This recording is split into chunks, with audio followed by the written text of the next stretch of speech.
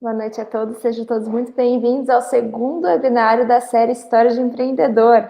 Eu sou a Julia Pegorelli, eu falo em nome da InGlobal, que é a empresa por trás do projeto social InSocial, que visa melhorar essa conversa no empreendedorismo do Brasil, né? É uma iniciativa nossa para devolver para a sociedade tudo que a gente recebeu durante todos esses anos em forma de gratidão à sociedade, de networking, conhecimento, oportunidades, e a gente quer devolver isso para a nossa sociedade para conseguir ver todo mundo, né, se cedendo bem em relação à sua carreira, à sua empresa, e assim a gente consegue conectar pessoas incríveis que estão à nossa volta, tá? Se você perdeu, a gente já teve 2 séries de webinários aqui, a capacitação em foco, que já se encerrou, mas todos os vídeos estão salvos no nosso canal do YouTube, aqui, então é só acessar o nosso canal na playlist InSocial. E agora estamos no segundo episódio da segunda série, que é a História de Empreendedor. E hoje estamos recebendo o Edgar Miguel, que vai contar um pouquinho da história dele, vai fazer um bate-papo com a gente. Mas primeiro eu vou passar a bola para o Renan, que é o nosso embaixador aqui da InSocial, para se apresentar e a gente conseguir iniciar esse bate-papo. Beleza? Muito obrigado, Júlia. Boa noite a todos. É um prazer imenso sempre estar aqui com vocês. Quando nós iniciamos essa caminhada, muito bem reportada aí pela Júlia, o foco sempre foi contribuir um pouco, né? E nós, assim como Lima, acreditamos que o empreendedorismo é um dos caminhos para desenvolver o nosso país e evoluir a nossa nação. Como nós estamos no interior, e às vezes as pessoas olham assim e falam, poxa, mas eu sou do interior, né? E aí nós resolvemos criar esse webinário, nessa sequência de webinars, com histórias de empreendedor, para mostrar que o interior tem muito, sim, a contribuir e realiza muito, né? O webinar passado foi com o Marcelo, da rede Gigatron Franchise, também criador do DotBank, e até quando nós anunciamos que seria o Edgar, ele mesmo falou, nossa, assistam, porque o Edgar também é um mestre para mim, né? E não à toa, quando eu coloquei na descrição, né, é muito difícil ter aqui em Bauru, especificamente, né, alguma empresa que não conhece o Edgar, né, que não trocou alguma ideia com ele, que não teve algum aprendizado, que não teve alguma evolução, só de tomar um café, né? No meu caso, algumas feiras, né, Edgar? Que bom, né? Que ótimo. Muito bom. Então, assim, hoje é mais uma conversa em que nós vamos conversar com um grande empreendedor daqui da nossa cidade, né, de Bauru, mas que tem realizações aí a nível do país, porque a gente sabe que o empreendedorismo se expande, né? E ele vai contar um pouco da sua trajetória, a gente vai conversando e assim nós vamos evoluir juntos com a história do nosso querido Edgar, palestrante, professor, né, colunista e entre outras qualidades mais, né?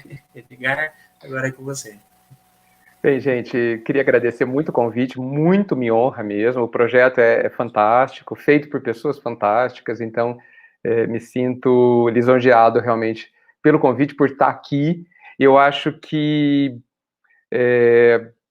são momentos como esse que ajudam a gente, e de repente quem nos ouve também, a refletir sobre o que fazer, o que não fazer, sobre os caminhos, sobre o que está acontecendo, o que é importante, o que não é, porque de fato o caminho é difícil, né? Eu gosto de pensar que a vida é uma subida, né? Ela não é uma descida, e para subir precisa de esforço, precisa de tomar decisões, muitas difíceis, né? Então, e eu adoro um bate-papo, né? Então, estar aqui para conversar com vocês é uma coisa fantástica, e eu só tenho a agradecer mesmo. Espero realmente contribuir com vocês, com quem nos ouve, e, evidentemente, eu tenho certeza que aprenderei e vou tirar alguma coisa muito legal daqui também. Show. E, pessoal, para avisar todo mundo aqui, esse é um bate-papo entre nós três e entre vocês também. Então, mandem suas perguntas, seus comentários aqui para a gente no chat, que a gente vai estar repostando aqui, trazendo para o Edgar para a gente debater. Ok?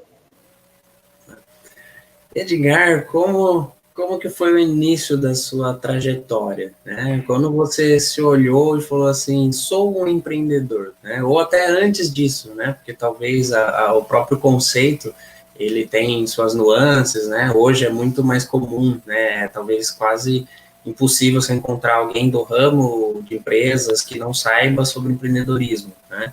Pode ter suas dúvidas, mas já ouviu falar. Agora, na minha época mesmo de faculdade, por exemplo, não era algo tão comum, né? Muito menos dentro das universidades. E aí, até o trabalho da TWM tem sido esse de levar o empreendedorismo para dentro da academia para poder trazer justamente os jovens esse conceito, né? Como que foi isso para você, né? Como que foi essa caminhada evolutiva empreendedora? De fato, quando eu comecei, essa palavra não era usada ainda. Lembrando que eu saí da faculdade em 88, né, 1988, né, vocês não tinham nascido ainda, e logo depois, na Unesp, eu fui chamado para ser professor, e foi uma das experiências mais fantásticas de toda a minha vida, né? Olha, não sei se superada ainda, né? Foi uma experiência. Por quê? Porque, assim, a sala de aula é um lugar de uma troca fantástica, é uma troca inigualável, entende? Então foram só 4 anos, mas foram 4 anos que recheados de muita coisa, né? Conheci pessoas fantásticas que hoje são profissionais fantásticos, e mais do que profissionais, são pessoas fantásticas, já eram, né? Agora, e continuam sendo, né? Então, foi uma experiência muito interessante. Só que ali aconteceu, dentre as milhões de coisas muito interessantes, daria para a gente passar muito tempo ali aqui contando, uma coisa aconteceu, e é claro que você olha para trás e aí você faz a análise, né? Na hora, assim, uma pessoa de 25 anos, 24 anos,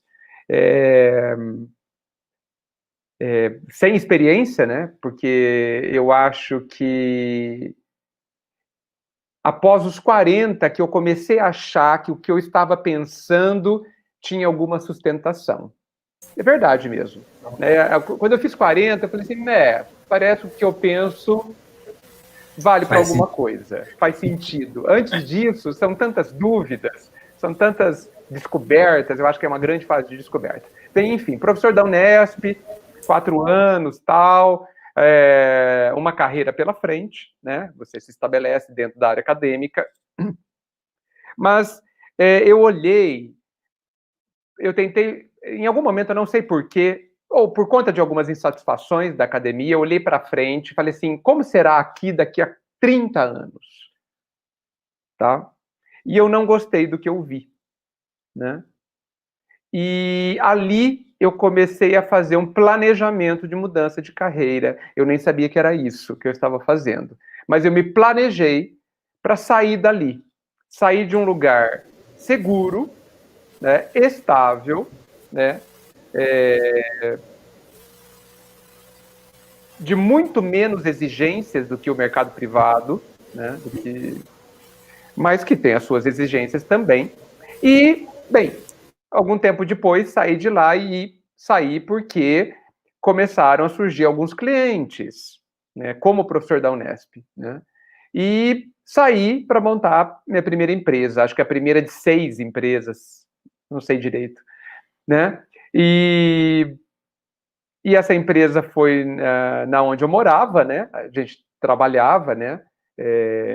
Programando, né? Atendendo clientes, construindo sistemas administrativos, financeiros. Era uma época que o RP praticamente não existia ainda, né? E sempre com sócios, eu sou uma pessoa de sócios, isso é uma característica curiosa. Eu não consigo me imaginar numa empresa sem um sócio, não consigo. Nunca vivi sem sócio, eu espero, bem, acho que agora eu não vou ter mais sócios, porque eu não vou ter mais empresa nenhuma, não está mais nos meus planos ter uma empresa, né? E eu tinha 3 sócios, né?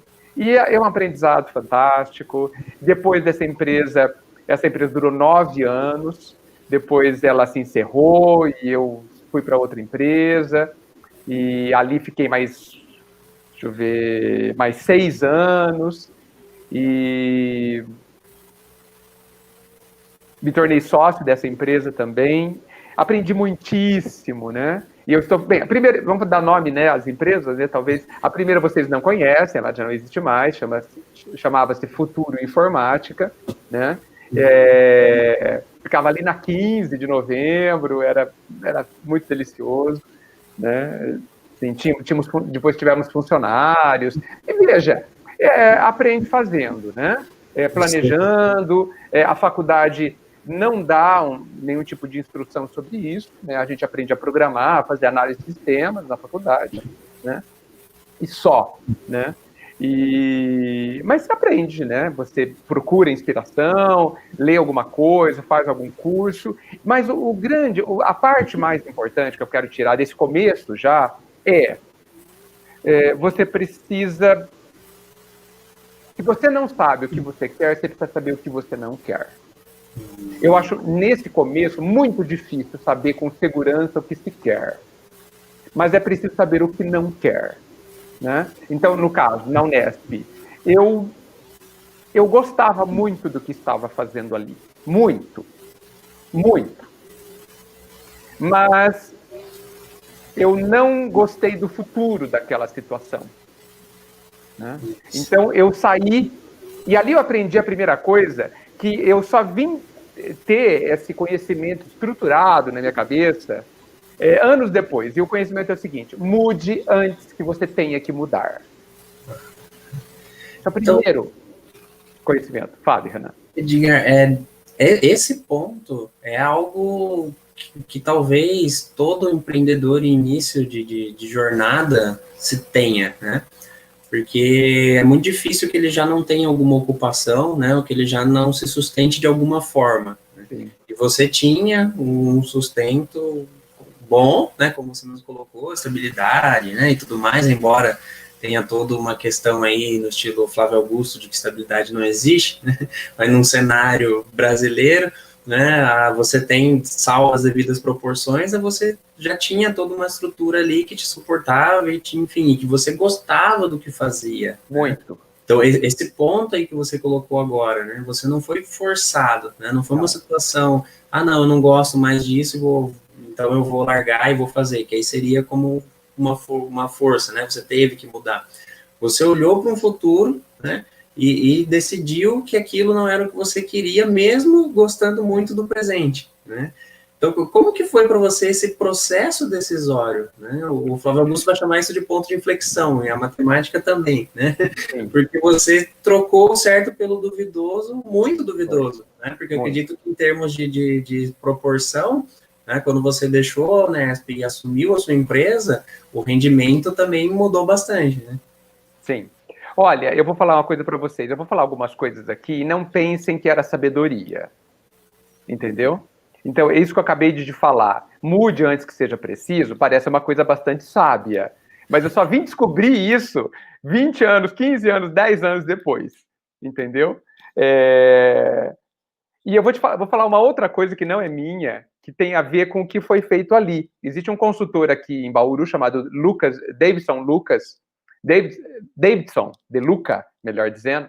Ele é um consultor fantástico, e ele escreveu um artigo uma vez, há uns 3 anos, dizendo assim, o título do artigo era o seguinte: nada resiste ao preparo. Então, prepare-se. Prepare-se. Ponto. E o empreendedor que não se prepara, que não tem um mínimo de planejamento, ele tem um problema. Eu não estou dizendo da pessoa altamente sistemática que não dá um passo sem fazer 10 cálculos. Não. Equilíbrio, sempre.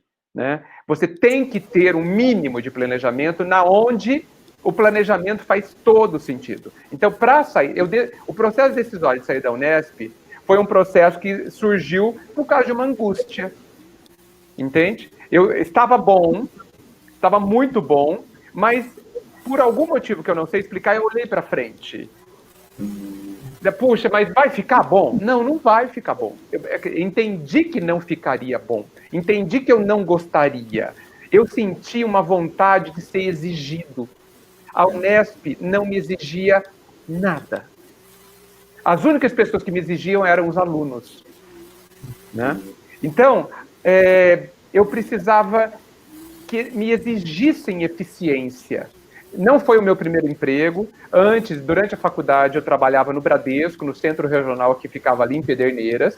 Tá? Era um centro de processamento de dados, mas que não tinha nada a ver com informática, porque éramos somente usuários, né? Tinha uma grande equipe de digitação ali. Eu trabalhava numa coisa que vocês não sabem o que é, chamada fitoteca, tá certo?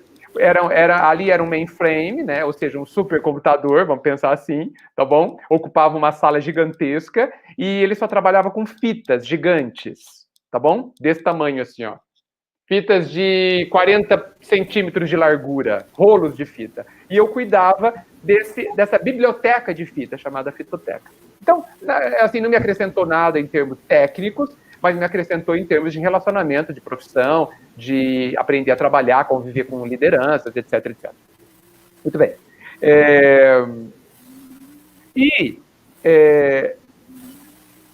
Ali eu tinha que ser eficiente. Eu estava na iniciativa privada, eu tinha que desempenhar, tinha que atingir metas, etc, etc. Na Unesp, não. Na Unesp eu tinha que dar aula, eu tinha que publicar artigos, fazer mestrado e doutorado, ponto. Eu não estou dizendo que isso é fácil, tá certo? Exige muita dedicação, não estou diminuindo quem faz isso, porque é quase enlouquecedor, tá certo? Porque o professor é professor 24 horas, tá certo? Não existe, você não vai para casa e esquece, porque você tem milhões de coisas para fazer. Você trabalha mais fora da sala de aula do que dentro da sala de aula, você tinha que fazer pesquisa, enfim. Mas eu queria um outro tipo de eficiência, outro tipo de exigência, entendeu? E eu sabia que eu só encontraria isso na iniciativa privada. Então, esse era o único incômodo que eu tinha, porque dentro da sala de aula eu me realizava amplamente, mas me realizava em outros aspectos, mais no relacionamento interpessoal. E é um momento de angústia, toda mudança envolve angústia, ponto final. Não há alternativa. Não há. Toda mudança envolve fechamento de ciclo, abertura de outro ciclo, envolve pular no abismo, por mais que você tenha alguns paraquedas, e é preciso ter paraquedas. Se você analisar os 6 pilares da empregabilidade, que o Renan conhece muito bem, você precisa, por exemplo, de sustentação financeira, você precisa estar sempre aprendendo, por exemplo, só para falar alguns, né? Então, eu me planejei, eu demorei 1 ano e meio para sair da Unesp, depois que eu decidi.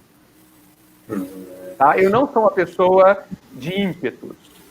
Eu aprendi o seguinte, outra coisa que eu aprendi anos depois, mas que eu fazia um pouquinho.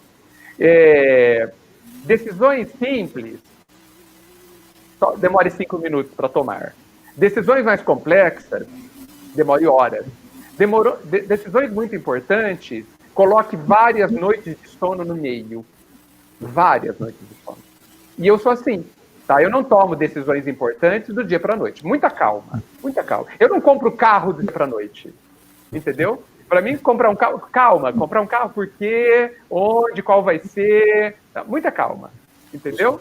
Então, agora, mudar de carreira, meses, tá? Pensando, pesando, por quê? Porque os nossos sentimentos mudam, porque as nossas emoções nos interferem nas nossas decisões de uma forma brutal. Eu gosto de dizer que nós não somos ainda seres racionais, nós vamos ser. Nós somos seres emocionais, né? Nós somos praticamente comandados pelas nossas emoções. Então, eu demorei 1 ano e meio, eu me planejei. Vou te dar um exemplo, eu acumulei 2 férias para sair da Unesp. Claro, por quê? Não. Então, eu fiquei quase 24 meses sem férias, por quê? Porque a hora que eu pedisse a conta, eu queria ter essa reserva financeira. Tanto que eu fiquei mais de 1 ano vivendo das minhas reservas. Trabalhando, estruturando a empresa, já com clientes, mas os clientes não eram suficientes, né? Os outros sócios também tinham seus empregos e nós fizemos um plano de saída estruturada dele, né? Tanto que o último sócio saiu do seu emprego 3, 4 anos depois, né? Então, assim, nada resiste ao preparo. Para que eu vou fazer loucura? Para que eu vou ter um estresse? Calma, fica calma. Tá certo? Essa abordagem sua, eu particularmente acredito muito, né? Não sei se a Júlia vai concordar, né? Mas porque é muito comum, né? Quando a gente olha, principalmente a grande mídia, né? Que por não ter nenhuma especialização, né, como se fosse um generalista ali, né, só fazer o barulho. Então você vê eles falando muito sobre o próprio Gates, né, sobre o Zuckerberg, largou a faculdade e tudo e tá, e olha como é sucesso, né, sem risco não tem recompensa, né, grandes riscos, grandes recompensas. Existe a verdade disso, porém, né, o caminho não é exatamente esse, né. E aí você tem pessoas mais conscientes, como o próprio John Kepler, né, que hoje é uma referência de startups no país, e aí assim que jogaram aquela frase, né, empreender é como você pular de um penhasco e construir um avião durante a queda. Ele falou, ok, mas pelo menos você leva um paraquedas, meu amigo. Óbvio. Não existe essa história de você ir lá e pular e ver o que dá, porque você vai ter que fazer, né?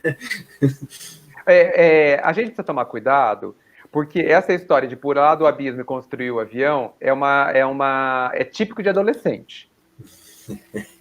Certo? Adolescente pode tudo. Eu também podia tudo na adolescência. Né? E aí eu quebrei as caras por causa disso. Óbvio. Que adolescente não quebra a cara? Né? Faz parte do processo. Então, de fato, já fazendo um salto na nossa conversa, eu acho que hoje está até um pouco atenuado, mas há um ano atrás, por exemplo, a questão do empreendedorismo era uma moda, uma onda, e alguns pensadores até chamavam de religião. Karnal chama o empreendedorismo de uma religião, tá certo? Tal nível de fanatismo que se implantou. Você não é empreendedor? Nossa, como você é pobre, né? Como você é out, como você não acredita em você. Gente, não é para todo mundo. E não é para todo mundo que é para mim, então você é inferior. Não é isso. Que bom que não é todo mundo que seja empreendedor, porque senão eu não vou conseguir contratar ninguém para trabalhar comigo. E há até também, né, Edgar, aquela questão que quando você fala em empreendedorismo, ainda hoje, por mais que de informação que tenha, as pessoas associam com criar sua empresa e construir um negócio, né? Sim, quando na realidade, quando eu converso, por exemplo, com os sócios do Instituto Êxito, né, que eu também faço parte, também sou sócio, e aí vai já um pequeno spoiler, né, do próximo que vai ser com uma sócia, né? Todos eles falam, gente, o que a gente mais quer é contratar empreendedor, porque isso não é uma questão de você ir lá e fazer a sua empresa, né? Mas você ter um empreendedor dentro da sua empresa, isso é a realização de qualquer empresário, ou deveria ser a realização de qualquer empresário, porque você tem alguém no seu time que ele se comporta como o dono da empresa. Então, ele não faz aquela coisa porque você está mandando, né? Ele trabalha com aquilo porque ele se sente parte disso, né? Então, é realmente esse lado da cultura empreendedora que talvez o Karnal levou por esse lado como se fosse uma religião. Não, você tem que ser empreendedor porque houve toda essa distorção, né? É uma cultura empreendedora, né? Mas isso não necessariamente quer dizer que você vai abrir uma empresa, né? Você sabe que eu nunca... Desculpa, Júlia, fale. Não, até porque quando você é um empreendedor, você precisa, pelo bem do seu negócio ou da sua sustentabilidade mesmo, ter algumas características, muito que a gente comentou até com a Vanessa Concioni no webinar passado, sobre as características que estão vindo hoje. Então, muitas vezes, o senso de dono, a visão sistêmica de um negócio, são todas questões que muitas vezes tem que estar atrelada, muitas vezes não, tem que estar atrelado ao empreendedor para ele conseguir realizar suas tarefas, realizar o seu networking, ser bem sucedido dentro da sua carreira, mas que não se isolam só para ele, mas para o mercado que vem sempre trocando. As soft skills, elas são necessárias para que você consiga ter essa adaptabilidade e conseguir se encaixar em diversas situações, né? Exatamente. Não, você tem toda a razão. E eu acho que, assim, as pessoas começaram os empreendedores, os donos de empresa, porque, veja, vou colocar um ponto importante. Empresário e empreendedor são coisas diferentes para mim. Tem um monte de empresário que de empreendedor não tem nada. Né? Tem um monte de empreendedor que apenas abriu a empresa para criar o seu autoemprego. Só isso. Que não tem essas características que você disse. Não tem. E veja, não existe mal nenhum em não ter. Não é nenhum demérito. Nenhum demérito. Tá? Existem pessoas que têm perfil de liderado e são maravilhosos liderados. imprescindíveis liderados, que todo mundo quer na equipe. Que bom que essa pessoa, tomara que essa pessoa nunca tenha a chance de ser líder. Entendeu? Porque talvez ela se estrague, talvez ela seja péssima líder. Porque são perfis fundamentalmente diferentes. Fundamentalmente. Né? E aí, e o liderado não é aquela pessoa que não sabe o que quer, que não sabe aonde deve ir, que não tem uma bússola, nada disso. Por isso que, para tentar harmonizar essas questões, eu gosto de pensar o seguinte: se cada um de nós entender que a sua carreira é a sua empresa e que ela não pode falir, como já foi dito por aí, de uma forma brilhante, né? E que você é responsável pela sua empresa e, portanto, sobre a sua carreira, ninguém mais. Ninguém mais. Né? Então, você sempre será um empreendedor da sua empresa, que não é um CNPJ, mas é você. E veja, se sua empresa falir, é bem grave. Porque o que é essa empresa? É a sua vida. A sua vida, todo mundo quer que seja uma vida de sucesso. Sucesso aí como sendo alguma coisa paralela à felicidade. Né? Todo mundo quer que a sua empresa seja de sucesso, a sua vida seja um sucesso. Então, se nós entendermos a nossa vida, a nossa carreira, que é muito mais, a vida é muito mais ampla que carreira, né? É a minha empresa e eu sou o dono, o líder. Eu sou tudo nessa empresa.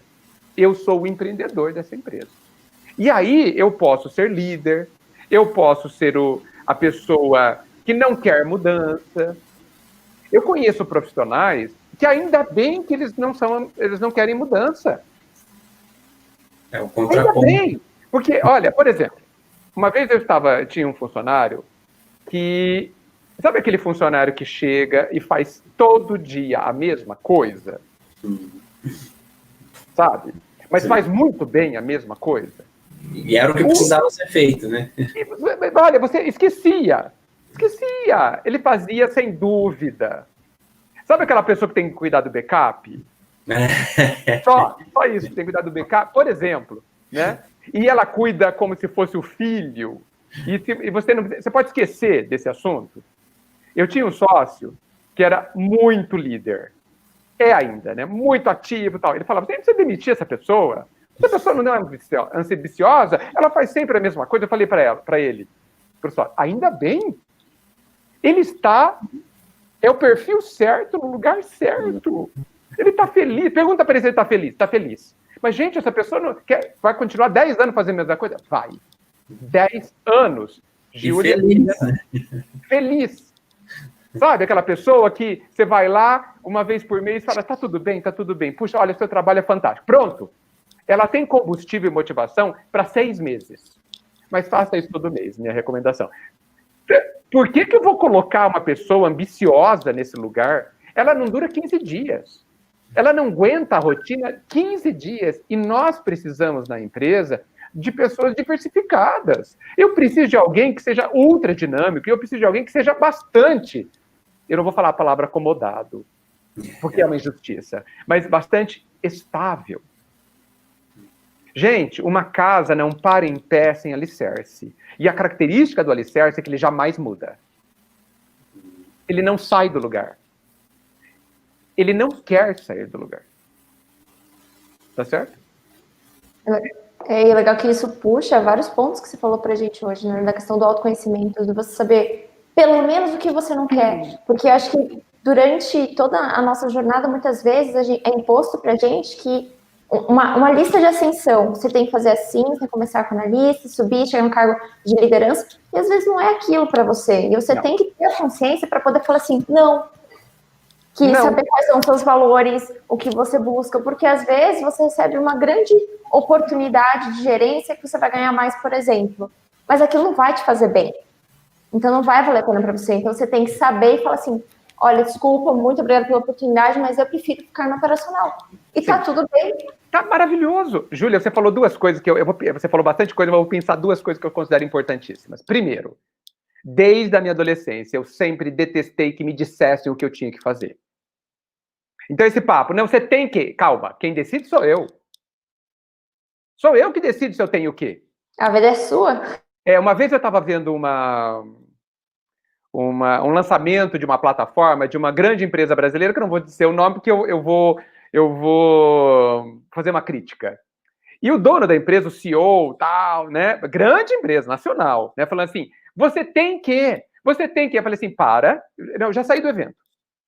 Eu não tenho que nada. Ele disse, a pessoa não sabe nada da minha vida, entendeu? Não, você tem que, porque o futuro... Muita calma, sou eu. Se eu sei o meu objetivo, só eu sei o que eu tenho que fazer.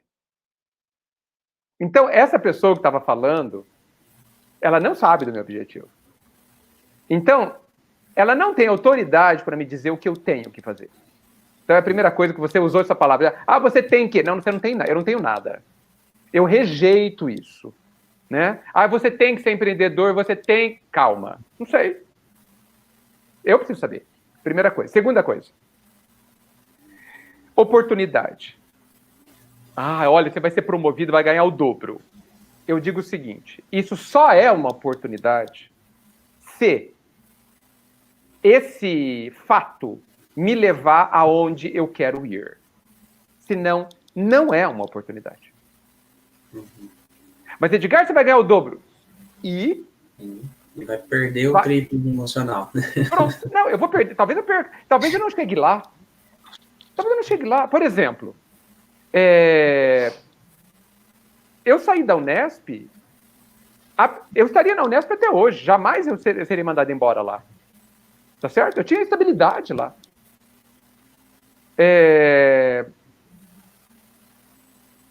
Não era o meu objetivo. Então não era uma oportunidade. Veja, olha só, é quase contraditório o que eu estou dizendo. Eu disse que o que eu vivi lá talvez tenha sido insuperável até hoje. Insuperável. Mas eu sei que aquela experiência iria acabar. Quer dizer, sei não, eu entendi que ela iria acabar do jeito que ela era. Né? Talvez eu tenha apostado errado, mas eu jamais saberei, graças a Deus. Né? E então, eu resolvi sair. Por isso que voltamos, né? Eu tenho o meu caminho, o meu objetivo, que muitas vezes, lá com 20 e tantos anos, você define com insegurança. São objetivos, muitas vezes, móveis. Né?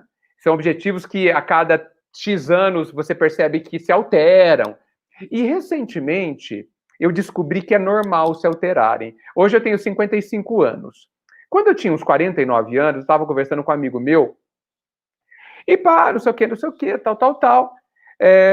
Ele é psicólogo. Ele fez computação aqui na Unesp e depois fez psicologia. E ele falou assim, ele estava conversando sobre não sei o quê, ele falou, calma, quantos anos você tem mesmo? 49. Essa conversa é de quem tem perto de 50 mesmo. Eu falei, por quê? Falei assim, porque os objetivos e as necessidades das pessoas mudam conforme a idade. Né? Então, o garoto de 20, ele tem objetivos e necessidades diferentes do garoto de 50. Tá? Então, é muito interessante isso, né? Então, os objetivos são móveis, né? O tal do propósito, que é outra novela, né? O propósito é outra novela, né? Se você não tiver o propósito, você é patinho feio, né? Você tá perdido se você não tiver propósito. E se você não faz alguma coisa que ajude o mundo, você também tá perdido, né? Eu fico pensando que, de repente, todo mundo descobriu que tem que ter um legado, tem que deixar um legado. De repente, né? E eu tenho uma profunda convicção que é mais uma daquelas coisas que as pessoas têm que. Né? Você tem que ter um legado, você tem que ter um propósito, você tem que ajudar alguma pessoa. Né? Você tem que fazer uma coisa que ajude o mundo, senão você está fora. Né? Então, eu rejeito um pouco isso, sabe? Eu acho que o planejamento é extremamente importante, não tem por que você sofrer à toa, tá? Eu penso que existem fases que é mais fácil você fazer algumas mudanças do que outras fases. Então, eu fiz essa mudança antes de ser casado, antes de ter filhos, antes de alguém depender de mim. Ou seja, somente eu viveria as consequências se caso alguma coisa desse errado. Isso facilita tremendamente, né? Então, eu admiro as pessoas que fazem mudança já com família, já casados, com filhos. Eu sei que é uma situação extremamente mais difícil. Mas, se for tudo acordado com todo mundo, né? Se tiver tudo real... do planejamento, né, Edgar? Porque o planejamento é outro. É uma coisa mais difícil e tudo mais, mas se ele fizer o mesmo planejamento, né, eu conheço, acho que acredito que você também deve conhecer, né, o professor também da Unesp, né, parece que tá aí, eu tô falando só de Harvard, né, que o pessoal larga Harvard para fazer, então, não, tem da Unesp também, tem um aqui, e um outro amigo meu que mudou para o Canadá, né, já com a esposa e 2 filhos. E aí, eu acho que eu conheço ele, hein? Eu acho que você conhece, tenho quase certeza. E porque eu também sou da computação, né? Temos a mesma carreira aí. E ele mudou para lá para arriscar, né? Aí um monte de gente vinha para mim, né? E falava justamente isso. Mas como, sabe? Que loucura, não sei o quê. Daí eu falei, olha, gente, eu já com uma cabeça um pouco mais empreendedora, ainda não tinha fundado a TWM, ainda não pensava em abrir empresa. Quando eu pensava em empresa, eu só falava empresário, que eu penso exatamente como você, né? Hoje eu enxergo muito claro a diferença de empresário para empreendedor. Mas na época eu falava, nem pensava em sequer abrir empresa, né? Mas eu já tinha alguma coisa ali, né? Alguma semente ali, vamos dizer assim, né? E aí quando falaram, eu falei, mas gente, ele não fez nenhuma loucura. Ele planejou, ele tem renda suficiente para passar 2 anos lá sem ganhar nada. Excelente. Então não é um tiro no escuro. Ele tem um professor doutor da Unesp. Então, assim, se em 2 anos ele não achar alguma coisa, primeiro, a probabilidade vai dizer que ele encontra, né? Eu falei, e segundo, são 2 anos, né? Não é assim, eu tô indo lá sem R$1 no bolso, né? Sem dúvida. Sem dúvida. E aí a gente precisa realmente olhar o contexto. Você pega o Bill Gates, que largou a faculdade, mas ele também era um adolescente. Ele também podia voltar anos depois, né? Ninguém ia passar fome. Ele morava na casa dos pais, nem ele ia passar fome se alguma coisa desse errado. Então, assim, a gente precisa contextualizar um pouquinho as histórias, né? Porque eu sempre pensei de que o sucesso mora nos detalhes. Não são os grandes planos se realizam ou não por causa da vírgula. Por causa da vírgula.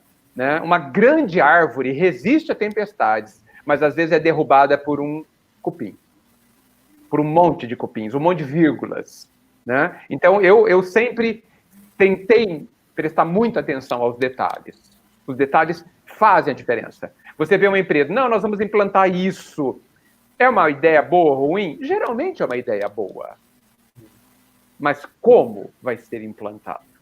Ah, isso muda tudo. Tudo. Como? Os detalhes do como, os cuidados que você vai tomar. Eu vou fazer uma reestruturação na empresa. Tá certo. Quais são os detalhes?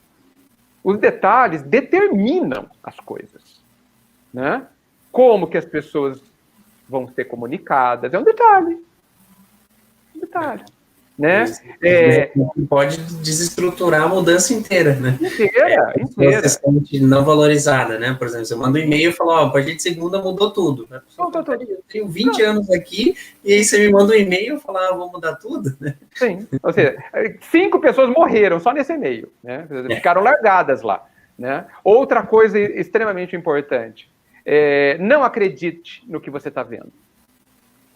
Desconfie. Você sempre está vendo uma minúscula parte. Eu tinha um outro sócio que teve uma conversa com um funcionário, uma conversa um pouco difícil. Eu perguntei como foi. Ele falou, não, está tudo bem. Por que está tudo bem? Não, porque a pessoa disse que está tudo bem. Eu falei assim, você acreditou?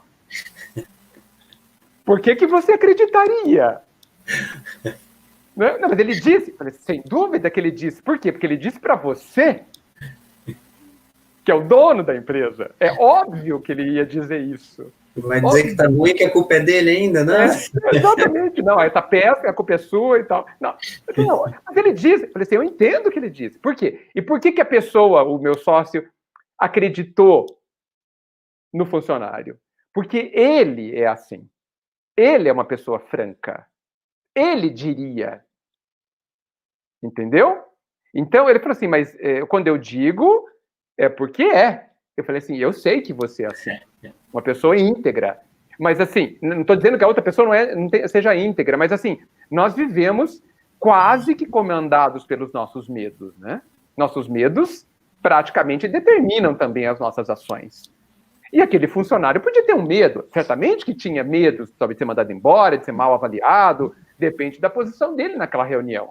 Então, assim, observe o que aconteceu e analise depois, acompanhe depois, não acredite no que a gente está vendo.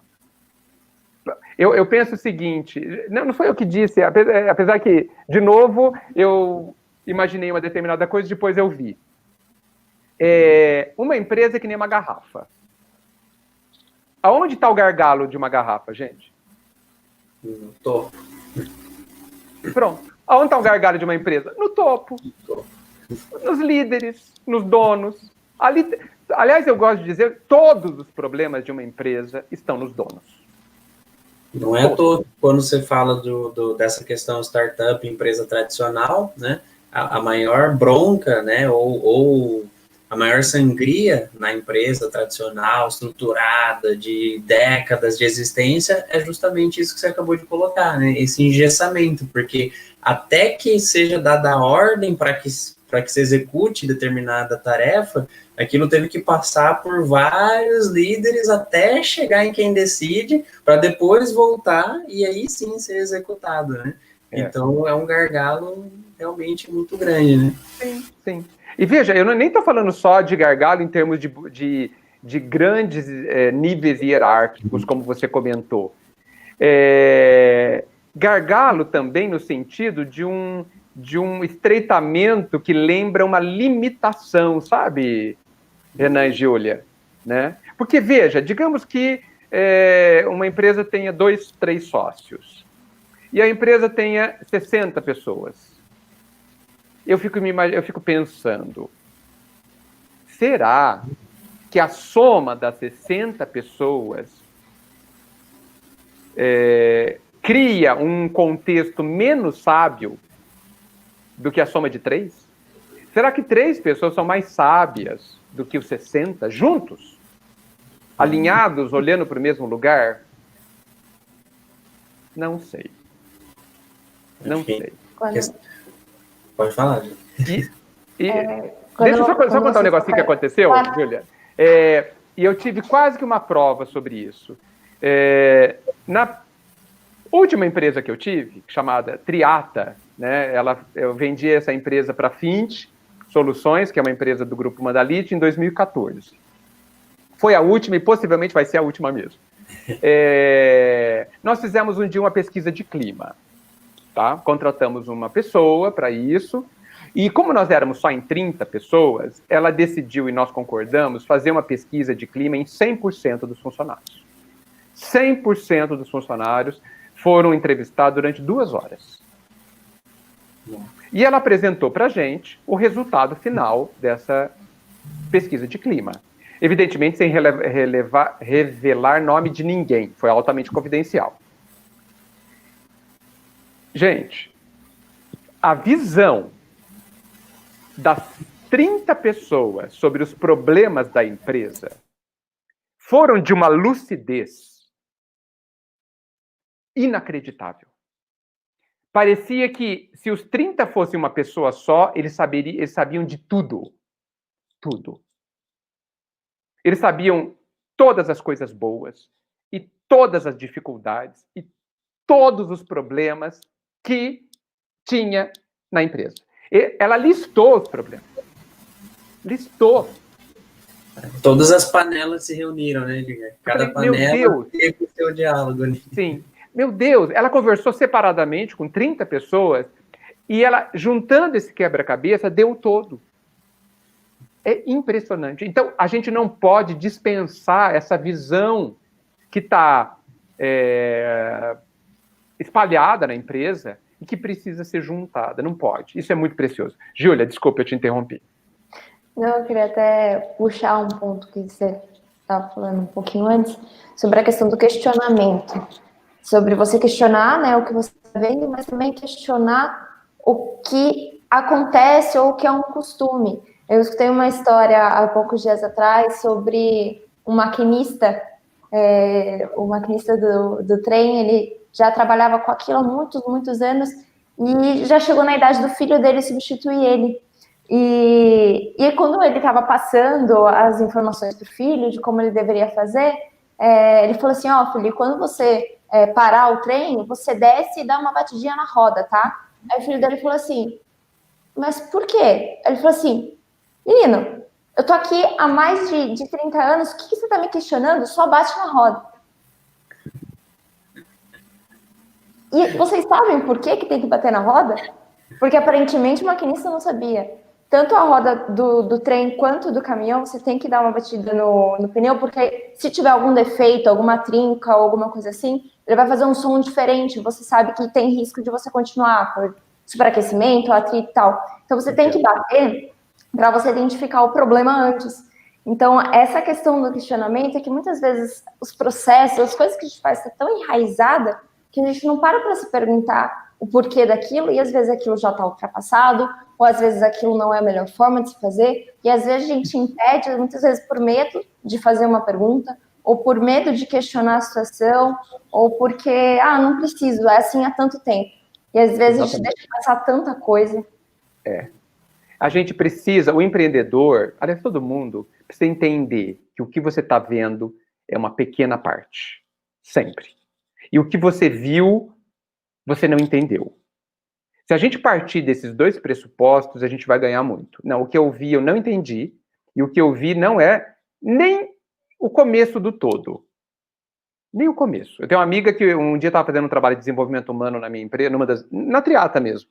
E ela falou, Edgar, quem manda numa empresa é a sombra. Querendo dizer que quem manda na empresa é o que você não está vendo. Então, imagine que você reúna todos os funcionários e faz um comunicado. Alguma pergunta? Não, alguém pergunta, tal. Né? Tá tudo bem? Não sei. Então, o que determina se está tudo bem ou não? O que eles estão pensando.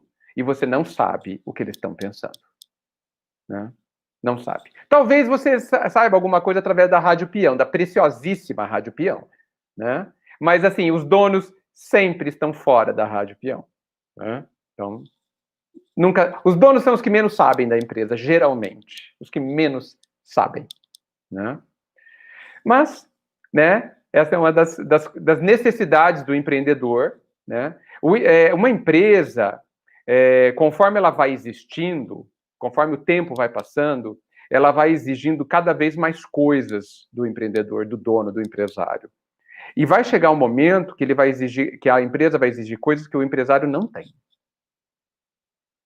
Então, eu gosto de pensar, e eu percebi isso muitas vezes na pele, é o seguinte: o dono da empresa, ele tem que sempre crescer mais do que a empresa. Senão, a empresa vai atropelá-lo. Vai atropelá-lo. A empresa vai exigir coisas que ele não tem para dar, porque ele não se desenvolveu a tempo, na velocidade maior que o desenvolvimento da empresa.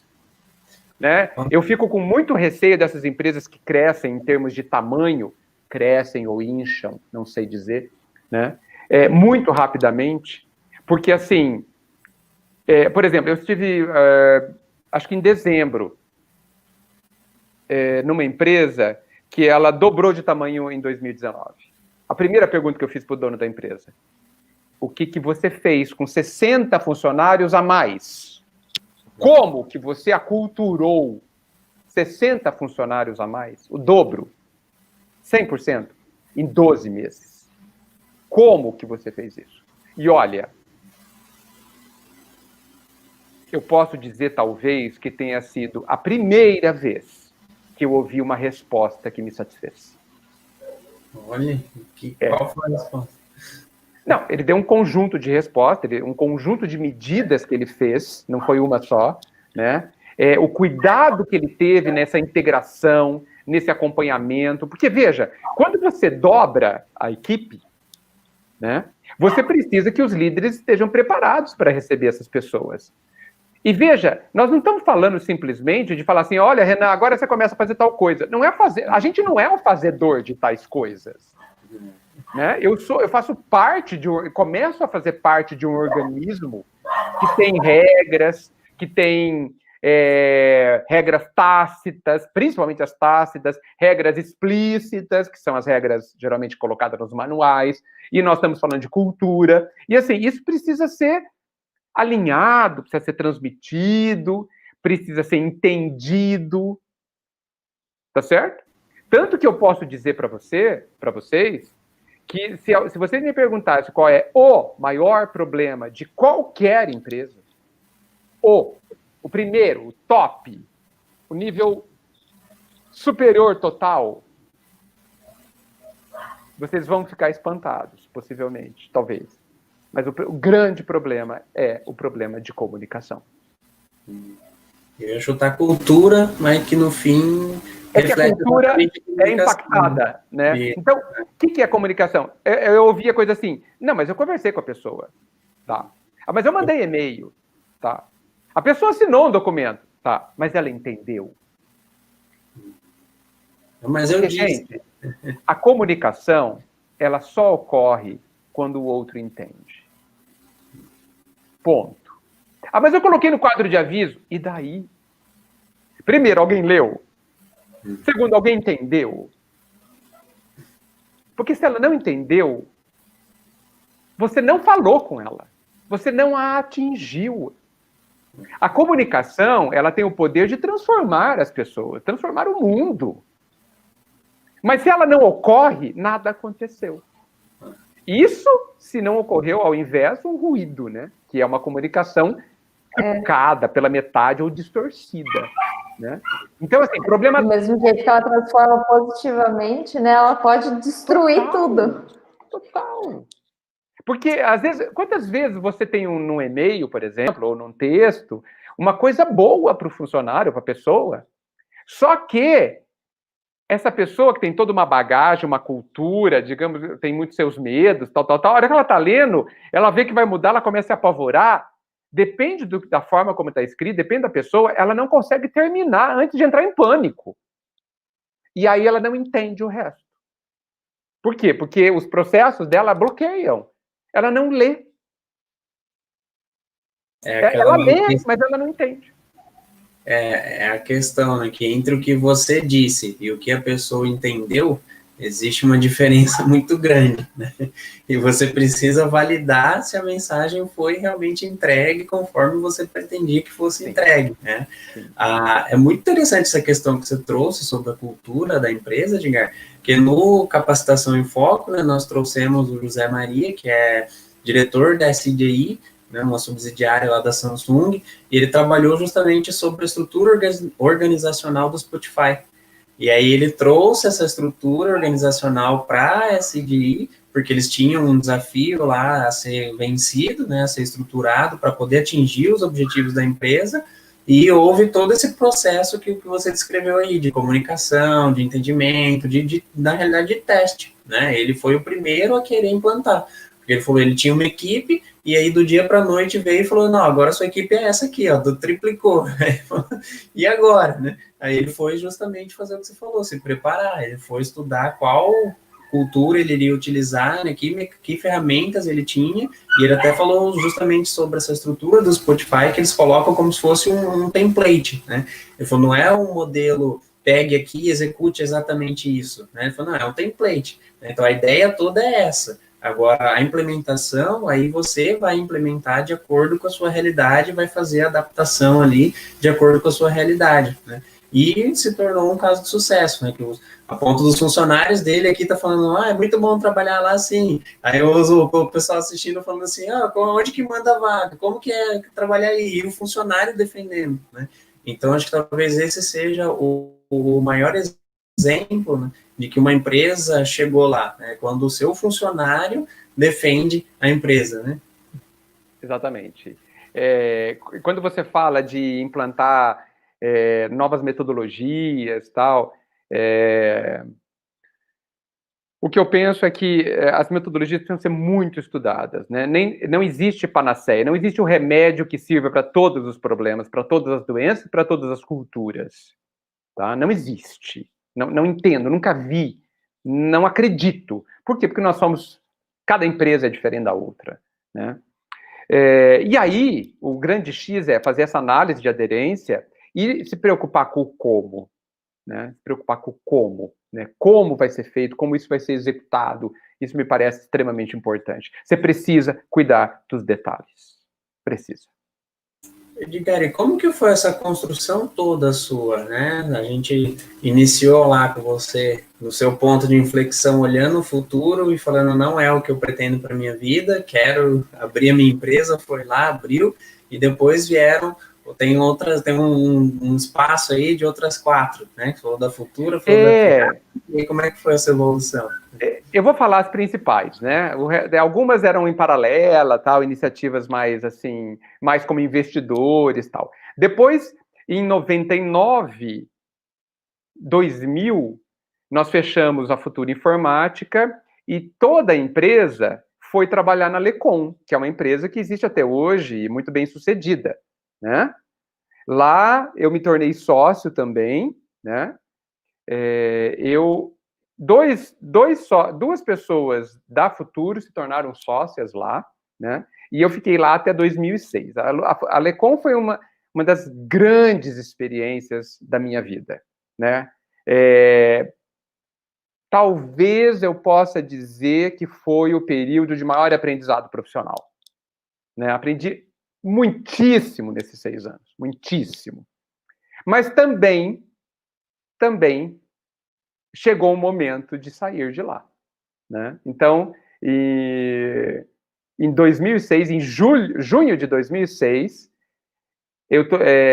foi o meu último dia lá, mas eu tomei essa decisão 2 anos antes. Né? Na verdade, eu acho... De novo, mas deixa eu explicar melhor. Eu não tomei a decisão 2 anos antes, mas 2 anos antes, ou seja, em 2004, eu comecei a desconfiar que eu deixaria a Lecom. Comecei a desconfiar, né? E fizemos todo um processo, fiz todo um processo de reflexão sobre isso. Em algum momento, disse para os meus sócios, né? Eu tinha 3 sócios, né? Que havia essa forte possibilidade. Fiz um coach, né? Fizemos todos um coach, né? Um processo de coach para a gente analisar. O processo de coach confirmou que eu iria sair mesmo, né? Confirmou. E o coach me ajudou a esse processo de saída, que foi, de toda a minha carreira, o mais difícil. O mais difícil, né? Ali olha, aprendi muitíssimas coisas. Meu Deus, foi a minha grande universidade. A minha grande universidade chama Lecom, né? Foi um período fantástico. Mas a saída também foi um aprendizado fantástico. Mas lembre-se, a vida é uma subida, né? Existe dor e esforço no meio do caminho, tá? Esse papinho de que tudo são flores, não tem, existem muitas flores, mas existe muito espinho também. E talvez eu possa dizer que a gente só aprenda com os espinhos. Só aprenda com os espinhos. Eu saí da Lecom sem nenhuma ideia do que eu faria depois. Então, diferente da Unesp, esses 2 anos para sair da Lecom foi o processo me ocupou 100% do meu íntimo para estruturar a saída. Porque havia vínculos muito fortes de ordem profissional e de ordem afetiva na Lecom também, né? Então, eu utilizei tudo de mim para sair de lá da forma que eu gostaria de sair, de uma boa forma. A primeira semana, eu saí numa sexta-feira, tá? Esta semana foi a pior semana da minha vida, em termos profissionais. Na segunda-feira, eu acho que eu nunca falei isso em público, não tenho certeza, mas vamos lá. Na segunda-feira, eu tinha... A primeira... Exclusividade. Total. Na segunda-feira, que já era julho, né? Eu tinha certeza absoluta que eu jamais ia arrumar um emprego. Mas aquela certeza boa de empreendedor ou aquele desespero Não, veja, eu tinha certeza absoluta. Certeza. Porque, assim, parecia que eu não sabia nada. parecia que eu era um absoluto incompetente. Foi um momento bastante curioso. Bastante curioso. Tem a ver com luto, tem a ver com fechamento de ciclo, tem a ver com acabou, né? Tem a ver com relaxamento. Então, foi uma semana complexa. A minha esposa trabalhando, eu sozinho em casa, né? Acordava cedo, dormia tarde, normal, tudo normal. E nesse processo. E agora? E ninguém me respondia. Nem eu, nem ninguém. Lá pela quinta-feira, sexta-feira, eu olhei para mim e falei, Edgar, isso é ridículo. Por que que você acha que você nunca mais vai trabalhar na vida? Que nunca, nenhuma empresa, que você não vai ser útil para nenhuma empresa. Onde você tirou essa ideia ridícula? Né? Ridícula. Né? E aí eu comecei a escrever a parte mais importante de um currículo, que são as qualificações, o que eu sei fazer. Eu demorei 4 dias para escrever. Não porque eram muitas, porque não passou de uma página, mas porque eu aproveitei isso, eu agradeço muito por ter conseguido fazer isso, para mergulhar profundamente em mim. Eu escrevi a minha história, né? Eu escrevi meio na busca de quem eu era, né? E eu não queria trabalhar numa empresa porque eu precisava trabalhar numa empresa. Até porque eu não precisava. Felizmente, 2 anos de planejamento, eu também tinha reservas financeiras, né? Poderia ficar vários meses sem trabalhar. Óbvio. Se eu tomei a decisão, se eu não fizesse isso, eu seria muito burro, tá certo? Então, eu mergulhei em mim e falei assim, eu não vou trabalhar na primeira empresa que aparecer. Eu vou escolher a empresa que eu vou trabalhar. Eu não vou trabalhar porque eu preciso trabalhar, porque não preciso. E veja, eu não estou falando só de dinheiro, né? Porque as pessoas cobram, né? Edgar, você não vai trabalhar em nenhum lugar? Não, não vou. Não, Mas por enquanto. Mas tempo que você saiu, como vai ficar parado até quando, né? Então, você não tem nenhum lugar. As pessoas, é claro que eu comuniquei ao mercado que eu tinha saído da empresa. As pessoas me ligaram, Edgar, vem para São Paulo que tem um emprego. Eu falei, não quero. Nem perguntava nem o que era. Né? Não quero. Por que eu vou aceitar se eu não sei onde eu quero ir? Então, de novo, Júlia, aquela questão, é uma oportunidade? Não sei. Se eu não sei aonde eu quero ir, não existem oportunidades. A não ser que eu use esses acontecimentos para descobrir o que eu quero. A não ser, essa é a alternativa. Ah, não, então eu vou trabalhar aqui, mas para saber se eu quero isso. Quantas pessoas fazem faculdade e depois descobrem que não é aquilo e mudam de faculdade? Super normal, super legítimo. Então, esse apontamento seu aí, só um gancho, né? Que agora me vê assim, ao meu ver, né? É o outro lado do famoso complexo de Alice, né? Que todo mundo utiliza só pelo lado negativo da coisa, né? Fala assim, você não sabe para onde você quer ir, então qualquer caminho serve, né? Como a pessoa, como você escreveu, né? A pessoa sem propósito, sem plano, sem nada. Mas na realidade, né? Esse é o outro lado. Fala assim, uma vez que qualquer caminho serve, vai, né? Experimenta, sim, aproveita. Sim. Mas aí, Renan, você falou uma coisa muito importante. O meu objetivo precisa ser claro. Por que eu vou? Não é porque eu preciso, é porque eu quero descobrir o meu objetivo. É muito diferente. É muito diferente. Eu tenho um objetivo. O objetivo é descobrir. Tá? Eu não sei ainda, mas o objetivo é descobrir. Né? Então, a gente precisa saber por que a gente faz o que a gente faz. Inclusive, eu acho que essa é a pergunta do século. A pergunta, talvez, das mais importantes que existe na vida de qualquer pessoa, sobre todos os aspectos, e não só profissionais, é a seguinte: por que eu faço o que eu faço? Por que nós estamos aqui agora? Nós precisamos saber. Eu preciso saber por que eu estou aqui falando com vocês. Porque senão, eu estou sendo levado pela correnteza, pelas circunstâncias. Eu preciso fazer parte de alguma coisa, eu estar aqui, vocês estarem aqui. Então, essa é a pergunta mais importante da vida de uma pessoa, no meu entendimento. Todas as outras derivam dessa. Existem perguntas importantíssimas, mas por que eu faço o que eu faço? deve ser uma busca eterna na gente. Bem, para resumir essa conversa, porque o nosso tempo já acabou, né?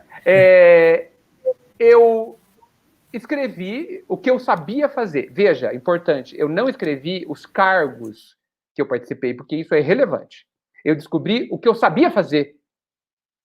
O que eu sabia fazer, o que eu não sabia. E eu separei aquilo que eu quero fazer, que eu queria fazer. E o que eu não queria fazer. Isso feito depois de 3, 4 dias inteiros, só parando para almoçar e jantar, sozinho. Né? Foi bastante exaustivo, foi fantástico. Pronto. Eu estava tranquilo. E aguardei. Algumas pessoas me contataram, eu falei, não, obrigado, não me interessa. Quando, de repente, eu recebi uma ligação de um headhunter, por favor, tem uma empresa assim, assim, assado, não disse o nome, eu gostaria de fazer uma entrevista com você. Para quê? E aí, olha só, o que me ofereceram? Edgar, olha, nós temos uma equipe de 16 pessoas dentro de uma empresa, que não me disseram o nome, e a gente gostaria que você ajudasse essa equipe a amadurecer. Uau!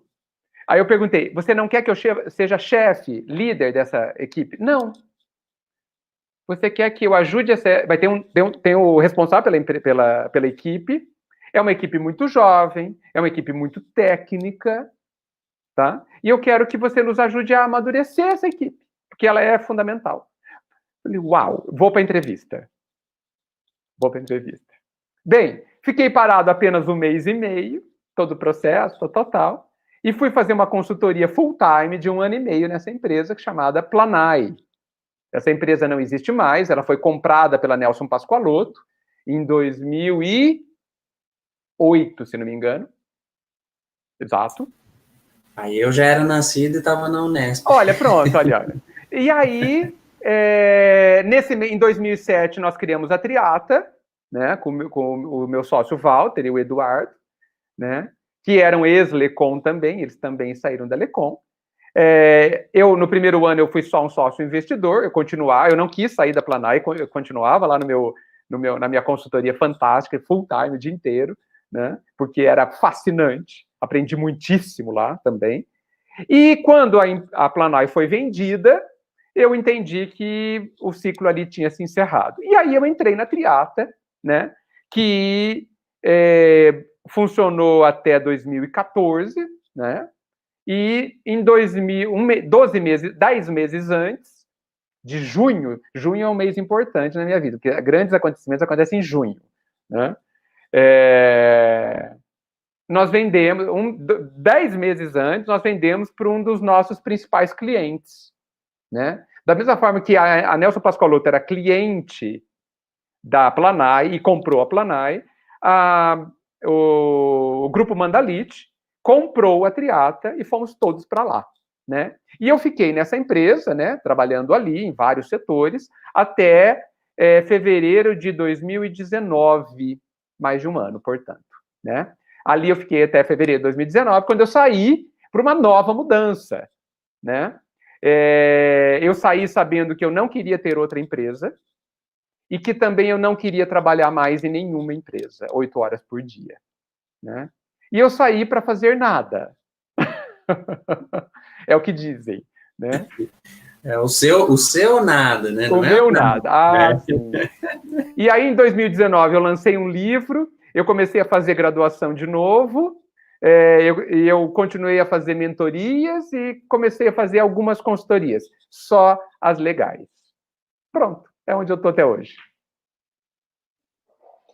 Bacana, Edgar. Eu acho que essa jornada como toda, assim como vários outros que a gente está vendo aqui, faz a gente refletir muito sobre a nossa própria jornada, tirar dicas e insights que a gente pode ter para muitas vezes não sofrer ou ter as dúvidas que vocês tiveram, os obstáculos que vocês tiveram, né?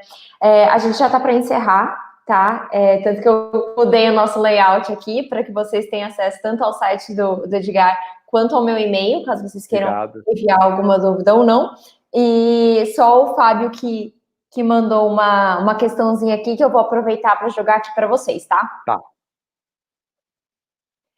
Então, o Fábio pergunta assim, na sua opinião, o que é fundamental para que todos olhem para a mesma direção? Ainda dentro deste raciocínio, é saudável estimular espírito de dono em 100% da equipe?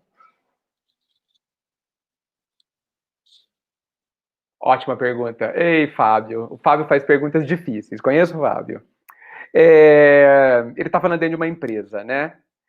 Olha, eu acho que é saudável que todo mundo tenha espírito de dono, mas não o dono da mesma empresa. Eu entendo que um funcionário, uma pessoa entra numa empresa, não é por causa da empresa. Não é para que os objetivos da empresa sejam atendidos, sejam alcançados. Não é. Esse não é o primeiro grande motivo para que alguém entre numa empresa. A gente entra nas empresas para atingir os nossos objetivos. Eu gosto de falar que uma empresa é um avião. Né? Aí eu estou sendo contratado. Aí eu pergunto assim, para onde vocês vão? Esse avião vai para onde? Ah, vai para Salvador. Ah, Salvador? Ah, eu quero ir para Porto Seguro. É caminho. Eu vou subir nesse avião. Então, veja, eu tenho o meu objetivo. E é coincidente, tem uma intersecção com o objetivo da empresa. Por isso que eu estou nessa empresa. Estar nessa empresa atende aos meus objetivos. Então, eu tenho que ter espírito de dono, no sentido de que eu preciso ser dono da minha empresa, da minha carreira, da minha vida, como falamos no começo, e preciso entender que, para que os meus objetivos sejam ajudados a se realizarem, os objetivos da empresa também precisam atender. Se a empresa vai para Salvador, eu preciso ajudá-la a ir a Salvador. Por quê? Porque se ela chegar em Salvador, eu chego em Porto Seguro, que está no meio do caminho. Ou, digamos que eu queria ir para Manaus, Porto Seguro, Salvador é meio caminho. Ah, então vamos para Salvador, é uma boa escala. Então, eu não conheço pessoas que no final das suas vidas choram porque não cumpriram metas. Isso não existe. Ah, o que você arrepende na sua vida ao morrer? Ah, porque eu não cumpri a meta da empresa. Esquece, isso não vai acontecer. Nem da sua empresa própria. Agora, da sua empresa vida, da sua empresa carreira, isso faz a diferença. Então, eu acho que esse espírito de dono, sim, precisa ser motivado, é saudável dentro desse aspecto. As empresas precisam entender que os funcionários têm os seus objetivos. E se a empresa ajudar os funcionários a atingir os seus objetivos, ela terá excelentes funcionários. Né? Eu acho que aí sim todos vão olhar na mesma direção. Por quê? Porque os objetivos são coincidentes. Eu vejo, só para fechar, infelizmente, pessoas sendo escolhidos pelas empresas. Mas, infelizmente, eu vejo muito poucas pessoas escolhendo as empresas. E eu acho que isso é causa de muito problema interno. Eu considero o recrutamento e seleção um dos pontos mais importantes de uma empresa, que são muito mal cuidados. Gasta-se milhões, joga fora-se milhões no mau recrutamento e seleção. E joga fora o que é irrecuperável, que é o tempo. Né? Então, quando você contrata pessoas que querem ser contratadas por você, porque também te escolheram, você tem um profissional certamente diferenciado. Muito bom, faz até analogia com a questão da startup também, né, que tem muito esse olhar, né, de, eu quero um investidor para poder crescer, para poder expandir, não sei o que, lá, lá, lá. E aí o investidor também, não, eu que vou lá e vou pôr e vou fazer acontecer. Eu falo, não, a startup, ela tem que escolher o investidor, né, porque se for só uma questão de dinheiro, você pega no banco, né, você dá um jeito e arruma, né. Eu falo, então ela tem que olhar, então é a mesma sintonia que também tem a ver com o que você mesmo falou a respeito dos cursos, né? Quando a gente olha ali de 2010 para cá, você tem um índice de desistência altíssimo nas faculdades. E às vezes a faculdade não está olhando para os valores. Né? Então os alunos também têm seus valores, suas intenções, né? Alguns querem um mestrado, outros querem um mercado de trabalho, e se a faculdade não alinha esse valor com ele, a desistência é sem dúvida. Você viu que você acabou de falar, Renan, que você precisa saber por que você está fazendo o que você está fazendo. Né? O funcionário que está entrando numa empresa, ele tem que saber por quê. né? E o contratante tem que saber por que está contratando também, né? Então, se eu quero um investidor, um sócio, por que eu quero um sócio? Eu tenho que saber. Senão eu vou encontrar a pessoa errada e só vai me dar problemas. Perfeito. Muito bacana, gente. Infelizmente, o nosso webinar está chegando ao fim. Demos uma extrapoladinha aí do horário, mas deixo aqui o meu e-mail, o Edgar deixa o site dele também, para dúvidas, questionamentos. Até se eu for lá no site do Edgar, você vai ver que ele fala assim, me provoque, deixe uma pergunta aqui para mim. Então, sinta-se à vontade, estou à disposição. E eu queria convidar todos vocês a assistirem conosco, né? Você que está chegando no fim, não se preocupe, vai ficar gravada essa live, talvez tenha um delayzinho aí no YouTube, mas a partir de amanhã já vai estar tudo certinho para você assistir, assim como todos os outros webinários e bate-papos que a gente já teve aqui no canal, tá? E eu vou deixar agora para o Renan introduzir para vocês o nosso webinário daqui 2 semanas, tá? Pode colocar na tela para nós vermos, né? Quero agradecer muito a vocês que estão nos acompanhando agora e a vocês que vão nos acompanhar no futuro, né? Porque todo esse webinar é realizado justamente para vocês, né? O objetivo aqui é que todos nós venhamos a crescer, né? E esse crescimento se dá muito bem exposto aí pelo Edgar conforme o tempo passa, né? Você vai aproveitando bem esse tempo e vai crescendo e vai expandindo, né? Esse movimento se iniciou aí há 15 dias atrás, logo depois do Capacitação em Foco, que era semanal, né? E aí nós resolvemos dar um descanso para vocês de uma semana, para vocês digerirem melhor todo o conteúdo que é apresentado aqui, né? O Janguier Diniz, do Instituto Êxito, que eu também sou sócio, né? Ele fala muito sobre a obesidade mental, né? Às vezes você absorve tanto, e aí não pratica, não digere, não processa, então você vai ficando um obeso mental, né? Tem que praticar, tem que executar, né? As lições que o Edgar trouxe aqui pra gente, vocês viram que ela extrapola a questão de empreendedorismo, né? Ela trabalha a questão da sua vida, ela trabalha do quem você é e onde você quer chegar, o que você quer fazer, por que você quer fazer, né? Embora a questão do propósito tenha todo um enfoque aí, como o Edgar bem falou, tem toda essa questão aí do propósito, mas ele deixou muito claro que essa caminhada, né? Eu acredito muito na frase do quem tem um porquê suporta qualquer como. Então, quando ele cita a respeito do caminho, você fala, não, o que eu quero? Eu quero encontrar um caminho, então eu vou nesse aqui porque eu estou buscando, né? Isso é muito real, é muito vivo. E aí o próximo webinário é com a Carol Pfeiffer, que é CEO da Atom Educacional, né, uma empresa que ensina você a operar na bolsa da forma estruturada e da forma como deveria ser, né, ou da forma como deve ser, porque a gente hoje, assim como em N outras áreas, né, você tem uma explosão de gente, de gurus que sabem fazer tudo e te ensinam todas as mágicas, né, ela não trabalha assim, é um trabalho sério, estruturado, de uma empresa que também é listada na Bolsa, né, ela também é sócia do Instituto Êxito, e vai nos agraciar também com esse conteúdo, né, assim como o Edgar nos trouxe, assim como no passado o Marcelo nos trouxe. Então, no dia 8 de setembro, às 19 horas, a gente se encontra aqui para mais uns momentos de aprendizado, né? Antes de encerrarmos, então, né, Edgar, qual mensagem você deixa para a gente?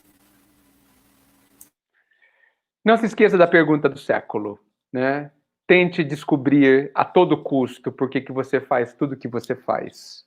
Por que você planeja tudo que você planeja. É muito importante que a gente saiba o porquê. Porque ele é o combustível para a gente empreender essa subida, né? Que é a vida. A vida exige esforço, né? É inevitavelmente esforço. Então, se você souber por que você está fazendo o que você está fazendo, que você está dando o passo que você está dando, você vai ter as forças que você precisa para fazer o que você pensou. Por que eu faço o que eu faço? Essa é a pergunta do século. Incrível.